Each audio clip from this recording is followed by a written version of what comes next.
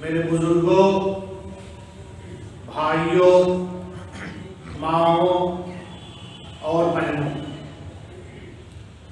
انسانی زندگی پر اللہ تبارک و تعالیٰ کے ہر اعتبار سے بے شمار احسانات ہیں۔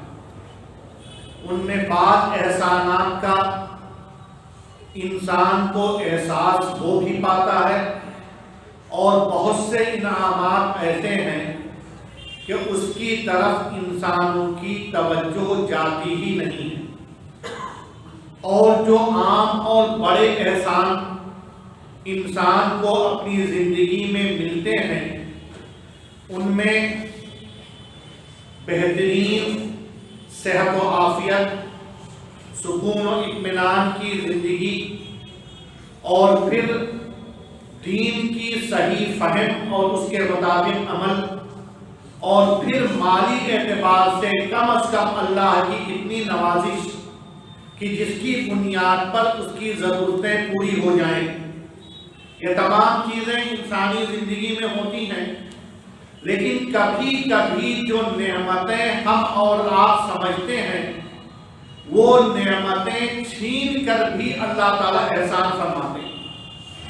کبھی کبھی بعض نعمتیں جس کا چھن جانا ہم اپنے لیے نقصان دہ، تکلیف کا ذریعہ، مختلف پریشانیوں کا سبب سمجھتے ہیں، اس کا چھیننا اللہ کے نقطۂ نظر سے بندوں کے حق میں احسان ہوتا ہے۔ عام طور پر اس طرح کے احساسات انسان کو جب لمبے مرحلے گزرتے ہیں، اس کے نتائج پہ غور کرتے ہیں، تب سمجھ میں آتا ہے۔ لیکن اگر بندہ ابتدائی حالات میں بھی مختلف پہلوؤں کو جائزہ لے تو اندازہ ہوتا ہے کہ نہیں، اس کے پیچھے جو مسالے اور جو مقاصد ہیں وہ اللہ تبارک و تعالیٰ بندے کے مفاد اور اس کی بہتری کے لیے ہی کر رہے ہیں۔ مثال کے طور پر جمعے کے دن نبی اکرم صلی اللہ علیہ وسلم کا معمول اور صحابہ کرام کا طرز عمل اور ہمارے اور آپ کے لیے ایک بہترین عمل سورہ کہف کی تلاوت کرنا۔ سورہ کہف میں اصحاب کہف کا واقعہ ہے، اس کے اندر حضرت موسیٰ علیہ السلام اور حضرت خضر کا واقعہ ہے، اس کے اندر ذوالقرنین کا واقعہ ہے۔ لیکن اس میں حضرت موسیٰ اور حضرت خضر کا جو واقعہ ہے، اس میں حضرت موسیٰ علیہ السلام نے حضرت خضر کے کیے گئے 3 کاموں پر اعتراض کیا تھا۔ ایک، جو کشتی آپ کو دریا پار کرا کے ساحل تک پہنچا رہی ہے، جب آپ ساحل کے قریب پہنچ رہے ہیں، دریا پار کر چکنے کے قریب آ رہے ہیں، تو اب آپ اسے توڑے ڈال رہے ہیں، آخر وجہ کیا ہے؟ ایک احسان، اور اس کا بدلہ ایک نبی کے استاد حضرت خضر کے دے رہے ہیں کہ جس کشتی سے سمندر اور دریا کو پار کیا، اسی کشتی کو توڑ رہے ہیں، اس کے اندر خرابی پیدا کر رہے ہیں۔ پہلا اعتراض۔ دوسرا اعتراض، حضرت خضر اور حضرت موسیٰ علیہ السلام ایک جگہ سے گزرے، ایک بچہ نظر آیا، بغیر کسی جرم کے حضرت خضر اس بچے کو قتل کر دے رہے ہیں۔ نبی اور حضرت موسیٰ علیہ السلام جیسا نبی جب یہ دیکھتے ہیں تو اس پہ بھی اعتراض کرتے ہیں کہ بچے کو آپ نے بغیر کسی سبب کے قتل کیوں کر دیا۔ اور پھر اس کے بعد ایک بستی میں پہنچتے ہیں۔ آج کل کی طرح کسی دوسری جگہ پہنچے تو بڑے شہروں کی طرح سے کھانے پینے کے انتظامات نہیں ہوتے، وہ وہاں پہنچتے ہیں، ضرورت مند ہوتے ہیں، کھانا بھی نصیب نہیں، لیکن وہاں کے لوگ انہیں کھانے کو بھی نہیں پوچھتے ہیں۔ اس کے باوجود حضرت موسیٰ علیہ السلام ایک دیوار جو ٹوٹی جا رہی تھی اسے صحیح کر دیتے ہیں۔ حضرت خضر سے حضرت موسیٰ علیہ السلام نے سوال کیا کہ اے خضر آپ نے یہ دیوار صحیح کیوں کر دی جبکہ یہاں کے باشندوں نے آپ کے ساتھ اتنا غلط معاملہ کیا؟ تو حضرت موسیٰ علیہ السلام نے ان میں سے دو واقعات آپ دیکھیے. حضرت موسیٰ علیہ السلام کو خاص طور پہ بچے کا قتل اور جس گاؤں کے تمام لوگوں نے ذرہ برابر توجہ مہمانوں پہ نہیں کی، یہ دونوں چیزیں کھٹکی اور کھٹکنے کی بات تھی، اور اس پر حضرت خضر نے اس بچے کو قتل کیا جس کا کوئی جرم نہیں، اور جس گاؤں کے لوگوں نے بدسلوکی کی اس کی دیوار کھڑی کر رہے ہیں. بالکل متضاد معصوم بچے کا قتل اور گنہگار یا اچھے اخلاق نہ کرنے والوں کے ساتھ اس نے سلوک. اب یہاں پہ دیکھیے حضرت خضر نے ایک بچے کو قتل کیا، اور ہم اور آپ جانتے ہیں اولاد کی نعمت بہت عظیم ترین نعمتوں میں وہ نعمت ہے جس کے بارے میں انبیاء کرام علیہ السلام نے دعا کی. حضرت زکریا علیہ السلام نے دعا کی، حضرت ابراہیم علیہ السلام نے دعا کی، اور بے شمار دعائیں قرآن کریم میں ملتی ہیں. ربنا ہب لنا من ازواجنا وذریاتنا قرۃ اعین، اے میرے پروردگار ہمیں ہمارے بیویوں اور ایسے بچوں کو عطا فرما قرۃ اعین جو آنکھوں کے سکون کا ذریعہ بنے، وجعلنا للمتقین اماما، اور ہمیں جن کا سربراہ بنا ان کے اندر تقویٰ پیدا فرما. دوسری جگہ دعا ربنا ہب لنا من لدنک ذریۃ طیبہ، اے اللہ اچھی اولاد عطا فرما. تیسری جگہ دعا ربی لا تذرنی فردا وانت خیر الوارثین، اے اللہ تنہا مت چھوڑ، تو ہی بہترین وارث بعد میں رہنے والا اور وارث عطا کرنے والا ہے. ربی اجعلنی مقیم الصلاۃ ومن ذریتی، اے اللہ مجھے بھی نماز پڑھنے والا بنا اور ہمارے بچوں کو بھی نماز پڑھنے والا بنا. اور حضرت ابراہیم علیہ السلام نے حضرت اسماعیل علیہ السلام کے ساتھ جو دعائیں کی، حضرت یعقوب علیہ السلام نے اپنے انتقال کے وقت اپنے بیٹوں اور بچوں کو جمع کیا اور پوچھا ما تعبدون من بعدی، میرے بعد تم کن چیزوں کی عبادت کرو گے. حضرت یعقوب علیہ السلام اپنے بیٹے حضرت یوسف علیہ السلام کے لیے کس قدر تڑپتے رہے، یہ تمام چیزیں ہم اور آپ جانتے ہیں. اس پس منظر میں حضرت خضر حضرت موسیٰ علیہ السلام کے سامنے ایک بچے کو قتل کر دیتے ہیں جس کا کوئی جرم نہیں، جس کا بظاہر کوئی جرم نظر نہیں آتا. ایک نعمت، عظیم نعمت جس کے لیے انبیاء دعا کر رہے ہیں، جس کی بہتری کے لیے بے شمار انبیاء نے ہمیشہ دعا کی. ہم اور آپ بطور انسان اولاد کی نعمت کے لیے کیا کیا نہیں کرتے، لیکن اس کے باوجود اس نعمت کو جو بظاہر نعمت ہے حضرت خضر اللہ کے حکم سے بغیر کوئی غلطی نظر آئے قتل کرتے رہے ہیں. اب یہاں پہ غور کرنے کی بات ہے، قرآن کریم میں سورہ کہف کی آیت نمبر 80 اور 81 میں ہے اما الغلام، وہ بچہ جسے حضرت خضر قتل کر دے رہے ہیں، وجہ کیا ہے؟ کانا ابواہ مؤمنین، ان کے ماں باپ دونوں بہت اچھے پکے ایمان والے تھے، ان کے والدین مومنین صاحب ایمان تھے. فخشینا، اللہ تعالیٰ فرما رہے ہیں کہ اللہ تعالیٰ کو یہ خطرہ محسوس ہوا، خدشہ محسوس ہوا، یرہقہما، کہ یہ بچہ اپنے والدین کو زبردستی حالات کی وجہ سے، باپ اور ماں کو بچوں سے جو محبت ہوتی ہے اس کی وجہ سے طغیانا و کفرن، کہیں سرکشی اور کفر کے راستے پہ نہ ڈالتے. تو کبھی کبھی اولاد کی وجہ سے ماں باپ غلط راستے پہ چل پاتے ہیں، اور چونکہ یہاں یہ خطرہ محسوس ہوا کہ یہ بچہ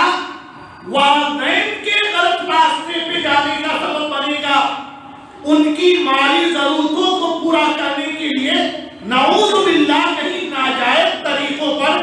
کسی کا حق غصب کر کے، کسی کی چیز چھین کے کچھ اس کو دینے اور اس کی ضرورت پورا کرنے پہ آوازہ نہ ہو جائے۔ لہذا جب یہ بچہ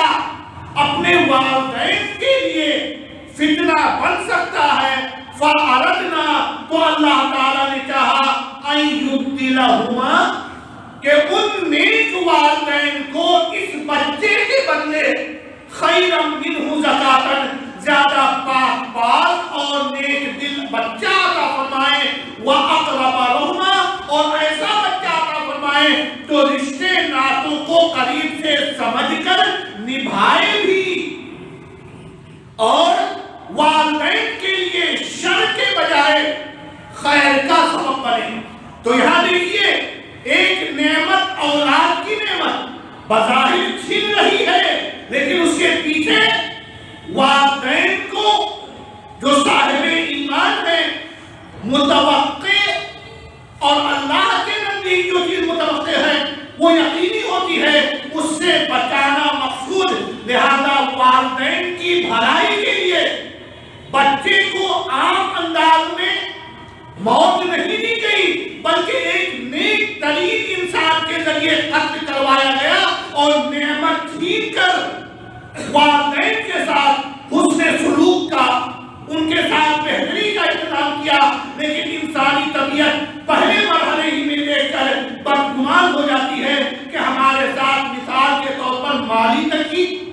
دیگر پریشانیاں اور نقصانات آ رہے ہیں، اور یہ آخر اللہ تبارک و تعالیٰ نعوذ باللہ ہمارے ساتھ ایسا کیوں کر رہا ہے؟ اس طرح کے جذبات اور خیالات انسانوں کے ذہنوں میں آتے ہیں اور بہت سارے لوگ برملا اس کا اظہار نہیں کرتے ہیں۔ وہیں پر دوسرا واقعہ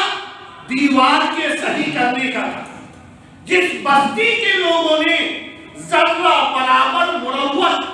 انسانیت کا ثبوت نہیں دیا، حضرت خضر اس کی ایک ٹیڑھی اور گرتی دیوار کے پاس جا کر اسے صحیح کر کے، صحیح بنیادوں پہ کھڑا کر کے اسے بچا رہے ہوتے ہیں، اور حضرت موسیٰ علیہ السلام ایک نبی ہونے کی بنیاد پر کہ اتنے بدتمیز انسانوں کے ساتھ آپ اتنا اچھا بتاؤ کیوں کر رہے ہیں سوال کرتے ہیں، تو قرآن کریم میں اس کا بھی جواب ہے وَأَمَّا الْجِدَارُ، یہ دیوار جو گرنے پہ آمادہ تھی، گرنے جا رہی تھی، گرنے ہی والی تھی، اس کی حقیقت کیا ہے؟ کانا لِغُلَامَيْنِ یتیمین فی المدینہ،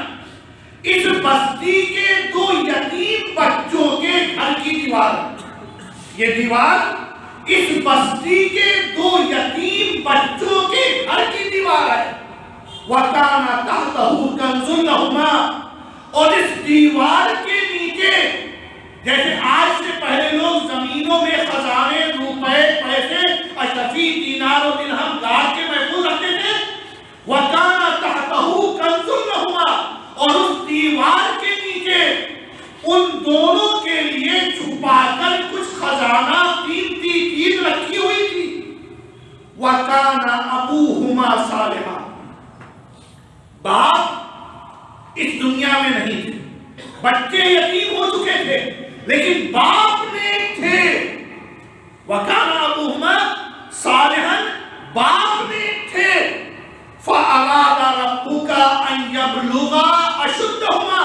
تو اللہ تعالیٰ نے چاہا کہ یہ دونوں بچے نوجوان ہوں، بڑی عمر کو پہنچے، سوجھ بوجھ کی صلاحیت رکھیں، پیسہ موجود، دینار و درہم موجود، بچے یتیمی کی حالت میں، گھر گرتے ہوئے حالت میں، لیکن ان کو اللہ تبارک و تعالیٰ ان کی اپنی چیزیں ابھی تک نہیں دے رہے تھے۔ کیوں؟ ابھی یتیم ہے، کوئی ہے نہیں، نہ جانے یہ رقم کس کے ہاتھ لگے، نہ جانے یہ رقم خود انہی کے ہاتھ لگے، لیکن کم عمری اور کم فہمی کی بنیاد پر یہ اسے غلط جگہ پہ خرچ کر سکتے۔ لہذا اللہ تعالیٰ نے چاہا کہ حضرت خضر وہاں پر دوبارہ دیوار بنا دے، اور ابھی وہ دیوار نہ ٹوٹے، بلکہ جب یہ بوڑھی کی عمر کو پہنچے تو ان کے باپ کی نیکی کی وجہ سے یہ خزانہ ان کو اس عمر میں ملے جب یہ اس سے صحیح طور پر فائدہ اٹھا پائیں وَيَسْتَخْرِجَكَ لَهُمَا اور پھر یہ اس کے خزانے کو نکالیں رحمتاً من ربک آپ کے رب کی طرف سے چاہے اس بچے کا بچ رہا ہو چاہے اس دیوار کو کھڑا کرنا ہو بظاہر دونوں بات لگ رہے ہیں لیکن اللہ تعالیٰ کہہ رہا ہے یہ آپ کے رب کی رحمت ہے یہ آپ کے رب کا رحم و کرم اور حسن سلوک ہے اور اسی لیے ہم قرآن کریم کا جب جائزہ لیتے ہیں تو اندازہ ہوتا ہے کہ اولاد کے تعلق سے بچوں کے تعلق سے جو آیتیں ہمیں ملتی ہیں سورہ کہف آیت نمبر 46 میں ہے المال والبنون زینت الحیات الدنیا چاہے مال ہو چاہے آل و اولاد ہو یہ دنیاوی زندگی کو سنوارنے اور بہتر بنانے کا ذریعہ ہے اس آیت میں اسے ایک بہتر اور اچھی چیز کے طور پر پیش کیا اور جب ہماری نظر سورہ انفال کی آیت نمبر 28 میں پڑتی ہے تو اسی مال اور اولاد کے تعلق سے اللہ تعالیٰ فرماتے ہیں وَاعْلَمُوا یاد رکھو انما اموالکم و اولادکم فتنہ یہ مال اور یہ اولاد یہ ایک آزمائش ہوتے ہیں انما اموالکم و اولادکم فتنہ یہ آل و اولاد آزمائش ہوتے ہیں اور جس صورت میں اللہ تعالیٰ نے حضرت خضر کو پہلا بچہ باپ کے لیے آزمائش نظر آیا اس بچے کو اللہ کے حکم سے اس ماں باپ سے چھین لیا تاکہ یہ آزمائش نہ بننے پائے اور جس جگہ اسی مال کو بچوں کے لیے مستقبل میں بہتری کا ذریعہ سمجھا تو اس دیوار کو آج ٹوٹنے سے بچا دیا کہ بعد میں جب بچے بڑے ہوں تو دیوار کے نیچے سے یہ خزانے نکالیں اور اپنے استعمال میں لائیں لہذا ہماری اور آپ کی سب کی ذمہ داری ہوتی ہے کہ اولاد کے تعلق سے مال کے تعلق سے ہم بہت ہی باریکی سے جائزہ لیں اور یاد رکھیں یہ اولاد اگر صحیح تربیت میں پلے صحیح رخ پہ چلے تو یاد رکھیے یہ ہمارے اور آپ کے ساتھ حسن سلوک کرنے سے پہلے قبل اس کے کہ یہ ہمارے ساتھ اچھا برتاؤ کریں والدین کے حقوق پہچانیں ان کی عزت کریں ضرورت پر کھڑے ہو ان کے ساتھ بدتمیزی نہ کریں ان کے ساتھ بد اخلاقی نہ کریں اس سے پہلے ذمہ داری والدین کی ہوتی ہے کہ وہ ان بچوں کے ساتھ کیا کر رہے ہیں اور ان کی تربیت ان کو اچھا یا برا بنانے کا ذریعہ ان کی بد اخلاقی یا خوشحالی اور خوش اخلاقی کا ذریعہ ہم نے جس راستے پہ ڈالا وہ اسی راستے پہ آگے چل کے اپنے قدم بڑھائیں گے لہذا ہماری نظر سورہ منافقون کی آیت نمبر 8 میں پڑھتی ہے اور اللہ تعالیٰ کہتے ہیں یا ایھا الذین آمنوا اے ایمان والو لا تلہکم اموالکم ولا اولادکم عن ذکر اللہ تمہیں مال مل گیا تمہارے پاس اولاد ہے بہت تعلیم یافتہ بڑی اونچی ڈگری حاصل کر کے اچھی سیلری پا رہا ہے یاد رکھنا یہ چیزیں تمہیں غافل مت کریں اللہ کی یاد سے اس لیے کہ یہ بچہ دنیا میں آپ کے کام کا اتنا نہیں جتنا مرنے کے بعد ہے اور حدیث میں ہے اذا مات ابن آدم جب انسان اس دنیا سے گزر جاتا ہے انقطع عنہ عملہ تو اس کا رجسٹر اس کے اعمال کے ثواب کا سلسلہ بند ہو جاتا ہے الا من ثلاث خاصی 3 چیزیں بچتی ہیں نمبر 1 ولد صالح یدعو لہ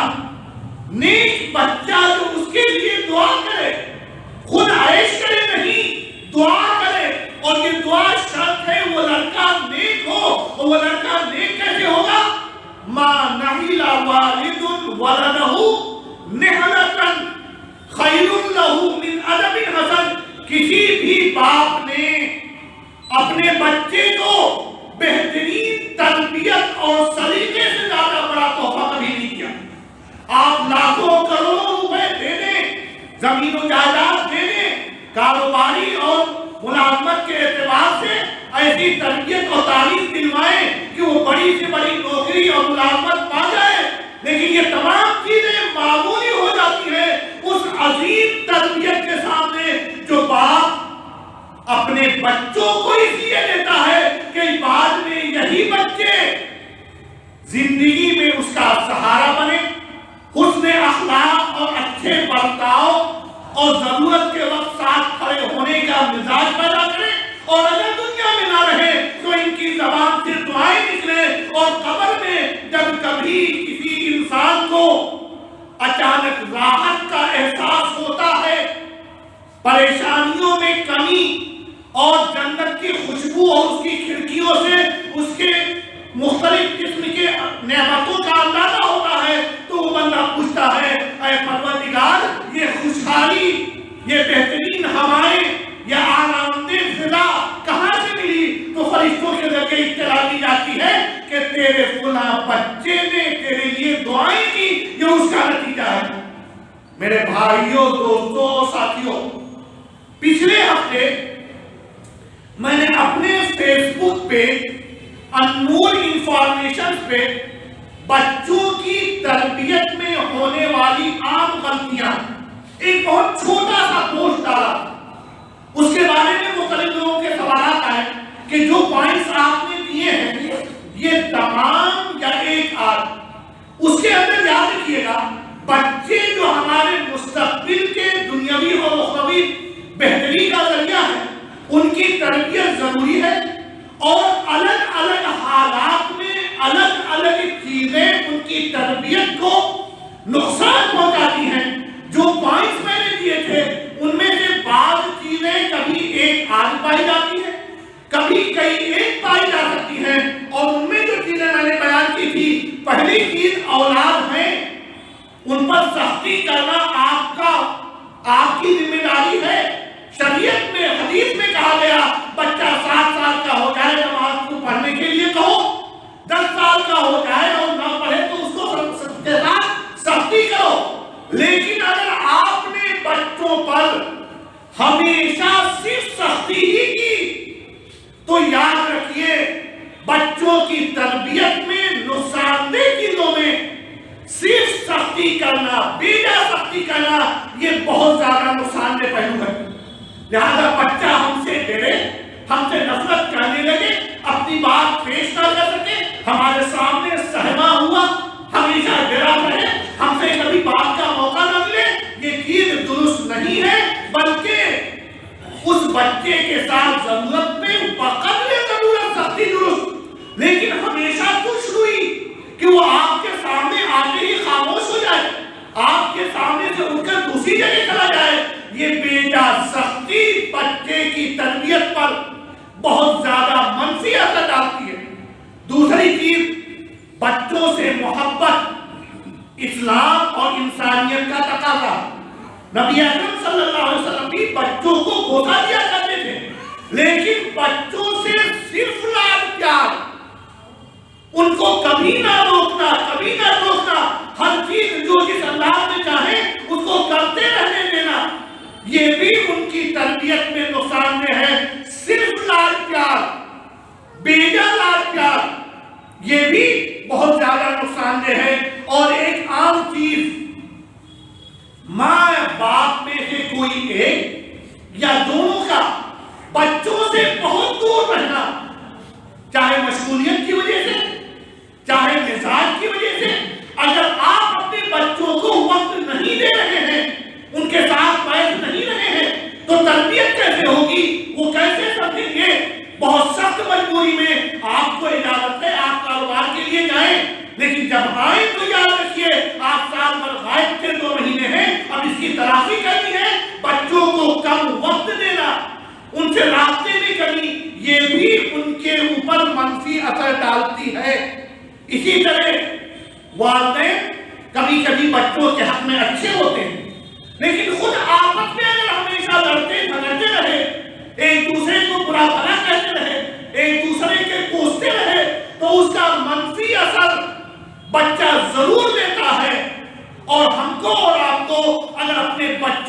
مستقبل کو سنبھالنا ہے، خود اپنے لیے خیر کا ذریعہ بنانا ہے، تو ہمیں اپنے اوپر کنٹرول کرنا ہوگا۔ منہ پر زبان سے جو بات نکل جائے کوئی پرواہ نہیں، اگر ہم اپنے ہم عمر کو،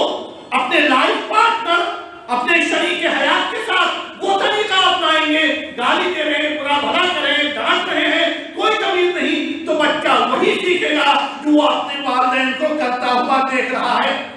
اور ایک اور غلطی جو ہم اور آپ کرتے ہیں، بچوں کو اپنے ذہن و دماغ کو استعمال کرنے کی قطعی اجازت نہیں دیتے۔ ہر معاملے میں میری مرضی چلے گی، تم پڑھو گے تو یہ، جاؤ گے تو فلاں جگہ، کرو گے تو یہ،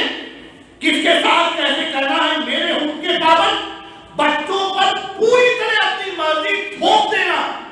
جہاں غلط کو ضرور سمجھائیے، لیکن نہیں ہمارے اختلاف فلاں سے ہے، تم ان سے ملو گے نہیں، ان سے سلام نہیں کرو گے، ان کے گھر کے سامنے سے گزرو گے نہیں، وہ ملے تو ان کے ساتھ یہ بدتمیزی کرو گے۔ کسی بھی حال میں، چاہے وہ کاروباری ہو، تعلیمی ہو،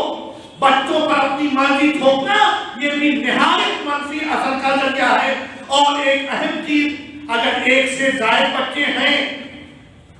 تو ان کے ساتھ فرق، ایک کے ساتھ زیادہ اچھا معاملہ،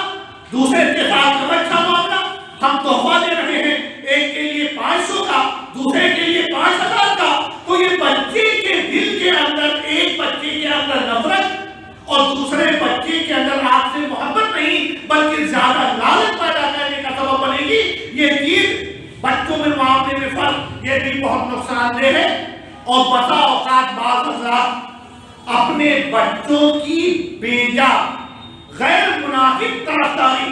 جو بھی کرے، یہ صحیح میں بچے کے ساتھ کھڑا ہو گیا، میرا بچہ ہے، اس کا ساتھ میں نہیں دوں گا، تو کون دے گا؟ آپ دیں گے، لیکن صحیح چیز پہ، غلط چیز پہ ساتھ دینا یہ ہوتا ہے اس کی غلطی پہ ٹوکا جائے، اس کی برائیوں کو اس کے سامنے لایا جائے۔ لیکن اگر آپ صرف طرفداری کرتے ہیں تو اس کا مطلب آپ بچے کی صحیح تربیت، اس کے مستقبل کی درستگی کی فکر نہیں کر رہے ہیں۔ اور ایک اور غلطی، بچہ بچہ ہے، دل و دماغ ہے، جذبات ہیں، احساسات ہیں، اس کو تنبیہ کرنا آپ کا حق ہے، لیکن اس کو ذلیل کرنا، رسوا کرنا، دوسروں کے سامنے نکما ٹھہرانا، کسی کے بھی سامنے اس کو ڈانٹنا ڈپٹنا، کبھی کبھی اس کا اثر غلط ہوتا ہے۔ سمجھائیے، کبھی سمجھانے کی ضرورت تنہائی میں پڑتی ہے، کبھی لوگوں کے سامنے، لہذا آپ کو دھیان دینا ہوگا کہ آپ کا بچہ یہ محسوس نہ کرے کہ آپ باپ تو ہیں لیکن دشمن سے بھی زیادہ ہوئے، ذلیل کر رہے ہیں دوستوں کے سامنے، بھائی بہنوں کے سامنے، گھر کے دوسرے افراد کے سامنے، تو بچے کو کبھی بھی